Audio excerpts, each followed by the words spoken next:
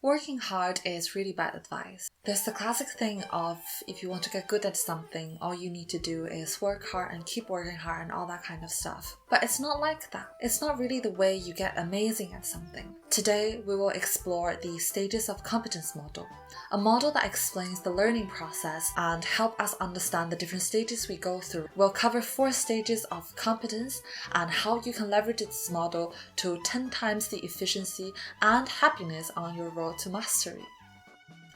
The theory behind the 4 stages of competence was initially founded by Martin M. Broadwell back in 1969. Broadwell was a management consultant and an educator. He developed this model to help his clients understand the different phases of learning. Later in the 70s, psychologist Noel Birch from Gordon Training International developed this theory further, conducting research showing how learners move through different stages of learning in a predictable way, known as the 4 phases of learning new skills. Now, let's take a closer look at each stage.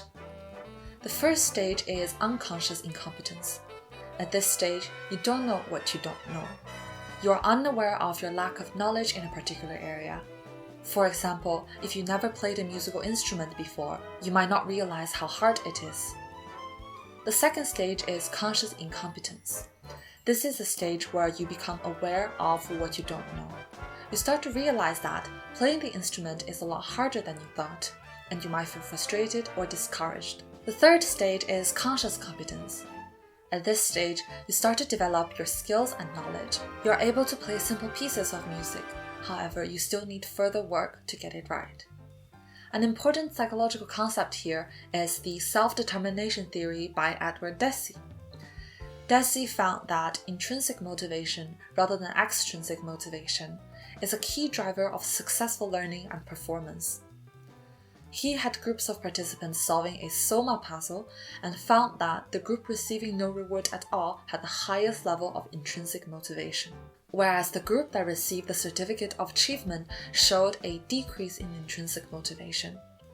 This suggests that the more we enjoy and are engaged in the learning process, the more likely we are to progress through the stages of conscious competence. The fourth and final stage is unconscious competence. This is a stage where you've practiced a skill so much that it becomes automatic and you can perform it without thinking.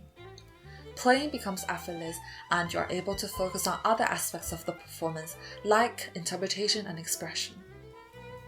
As we move through the 4 stages of competence, interesting changes happen in our brain to reflect learning.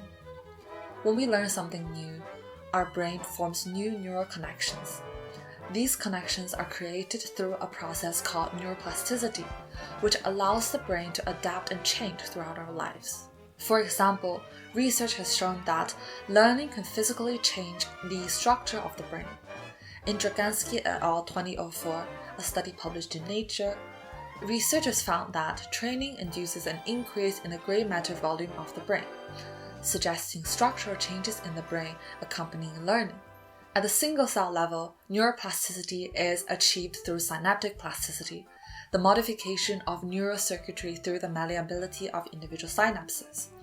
This would require a whole new video to explain, but in brief, synapses are the connection between neurons, and when we learn something new, these connections become either stronger or weaker. This process allows the brain to adapt to new information. Back to our 4-stage model. How realistic does this model represent actual learning? In my perspective, reality looks a lot more like this. And it is a wildly emotional journey from the beginning to the mastery of a skill. With this in mind, how can we use this model to enhance our learning? The first step is to recognize where you are in the 4 stages of competence.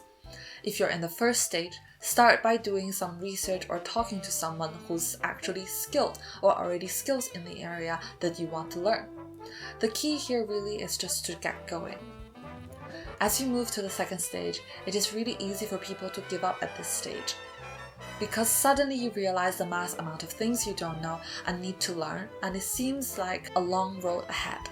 Don't get discouraged. Continue learning and practicing. This is the only stage where you should take a work hard approach and go for quantity of practice. When you're in the third stage, work smart instead of hard. At this stage, you're likely going to have mastered the basics already. Hence, you want to focus on quality over quantity here. Whether it's experimenting with the skill or trying to apply it in different contexts, keep practicing until it becomes more automatic. Lastly, if you're in the final stage, congratulations, you have persevered till the end. Challenge yourself to keep improving. You might want to learn a new related skill or exploring more advanced techniques. In conclusion, work smart, not hard. Whether you're learning a new language, a musical instrument, or a sport, use the model to identify where you are in the learning process and approach your learning with greater intentionality.